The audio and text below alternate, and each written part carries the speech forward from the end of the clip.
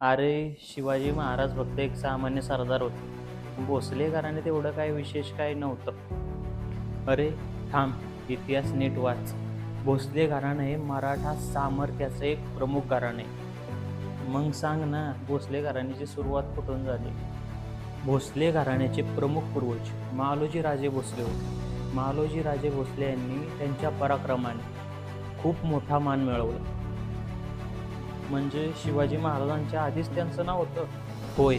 मालोजी राजेंचे पुत्र शहाजी राजे भोसले हे पराक्रमी योद्धे होते. त्यांनी दख्खनमधील अनेक सल्तनतींकडे खूप मोठी व मोलाची कामगिरी बजावली. आणि मग पुढे शहाजी राजांचे पुत्र छत्रपती शिवाजी महाराज. शिवाजी महाराजांनी शहाजी राजांचं व भोसले घराण्याचं नाव स्वराज्याची स्थापना करून अखंड हिंदुस्थानामध्ये मोठं केलं. म्हणजे भोसले घराणं एका व्यक्तीमुळे मोठं झालं नाही, अजिबात नाही.